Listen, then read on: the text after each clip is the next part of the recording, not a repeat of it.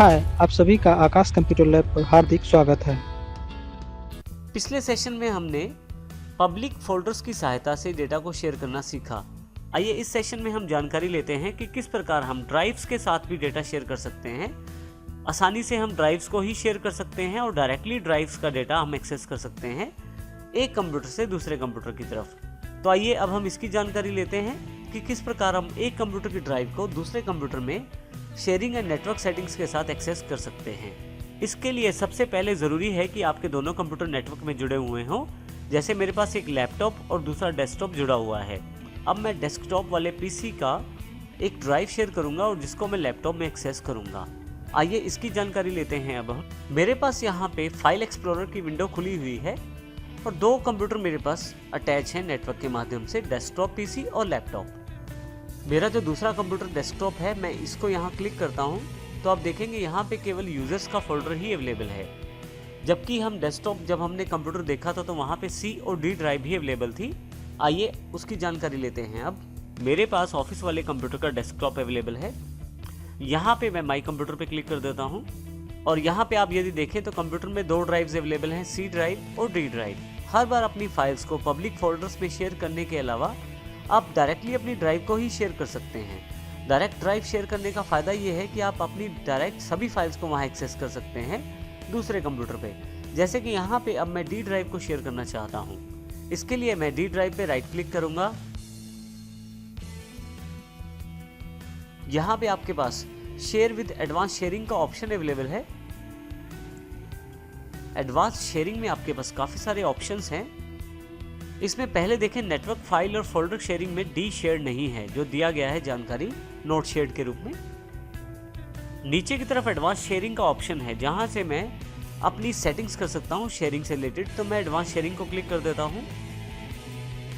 यदि इस ड्राइव को मुझे शेयर करना है तो शेयर दिस फोल्डर पे क्लिक करूंगा।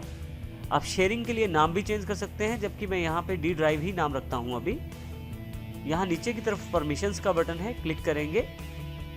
अब यहाँ आप यदि ध्यान दें तो आपके पास परमिशन सेटिंग्स हैं। यदि आप इस ड्राइव को दूसरे लैपटॉप या कंप्यूटर में खोलना चाहते हैं तो आप किस परमिशन के साथ इसे खोलना चाहते हैं। आप सिर्फ फाइल्स को कॉपी और रीड करना चाहते हैं तो आप रीड ऑप्शन को अलाउ कर सकते हैं। और यदि आप पूरा कंट्रोल देना चाहते हैं, फाइल डिलीशन, इंसर्शन इत्यादि का भी, तो आप फुल कंट्रोल को अलाउ कर सकते हैं और चेंज को भी अलाउ कर सकते हैं। मैंने इन सबको अलाउ कर दिया है, अप्लाई कर दिया है और ओके कर दिया है। फाइनली मैं यहाँ पे अप्लाई ओके फिर से कर देता हूँ। अब देखेंगे कि यहाँ पे डी शेयर्ड लिखा हुआ आ गया है। इसको मैं यहाँ से क्लोज कर देता हूँ।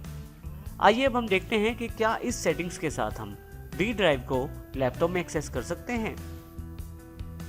मैं विंडोज़ 10 वाले अपने लैपटॉप में वापस आ गया हूँ और यहाँ मैंने फाइल एक्सप्लोरर में पहले से नेटवर्क को सिलेक्ट किया हुआ है।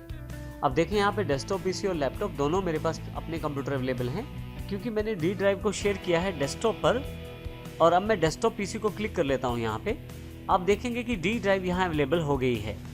यहाँ यदि मैं क्लिक करता हूँ डी ड्राइव को तो आप देखेंगे एक नेटवर्क एरर अवेलेबल हो गया है, Windows can not access desktop PC D drive. यहाँ पे कुछ परमिशंस रह गई हैं जिस कारण से मैं डी ड्राइव को एक्सेस नहीं कर पा रहा हूँ।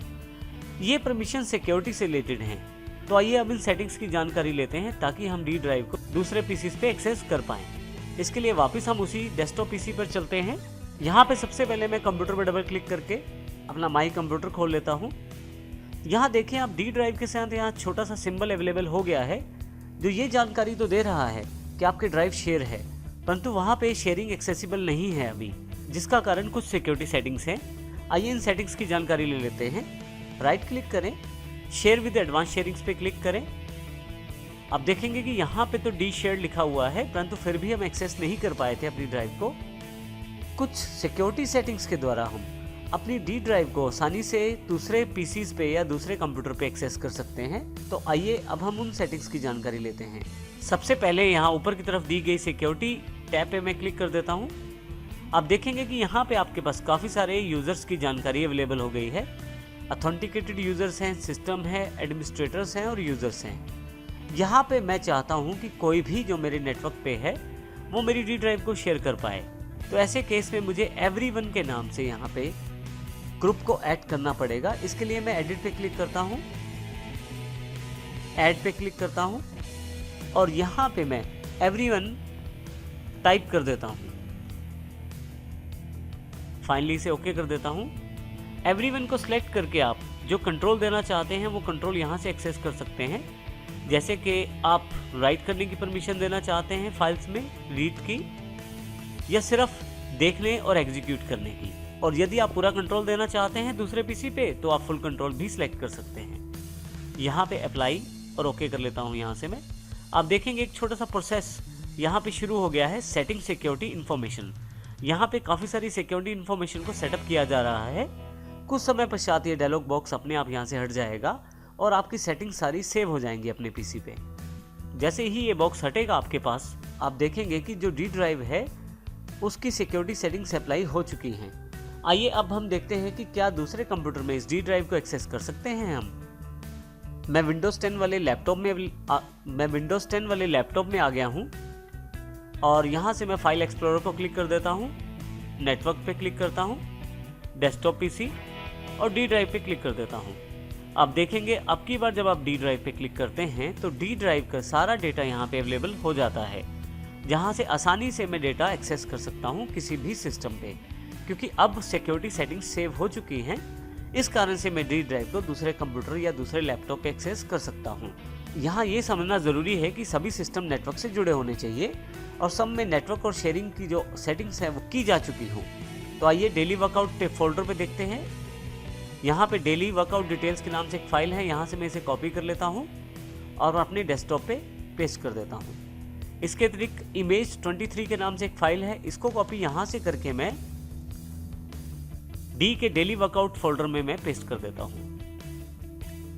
अब फिर से हम डेस्कटॉप पीसी पे जाके देखेंगे कि क्या ये फाइल मेरे पास डी ड्राइव में डेली वर्कआउट फोल्डर में अवेलेबल हुई है या नहीं हुई। देखिए यहाँ पे डेस्कटॉप पीसी मेरे सामने है विंडोज 7 ऑपरेटिंग के सिस्टम के साथ। डी ड्राइव को मैं ओपन कर लेता हूँ डबल क्लिक के साथ। यहाँ पे मैं डेली वर्कआउट फोल्डर को खोलता हूँ तो यदि आप यहाँ पे देखें तो वो फाइल यहाँ अवेलेबल हो गई है। तो इस प्रकार आप बिना किसी पेन ड्राइव, सीडी, डीवीडी या किसी और माध्यम के डायरेक्टली नेटवर्क से डेटा शेयर कर सकते हैं। नेटवर्क से आप ड्राइव्स भी शेयर कर सकते हैं, जिससे आसानी से आप पूरी एक्सेसिबिलिटी के साथ एक कंप्यूटर के फाइल फोल्डर को दूसरे कंप्यूटर में आसानी से प्रयोग कर सकते हैं।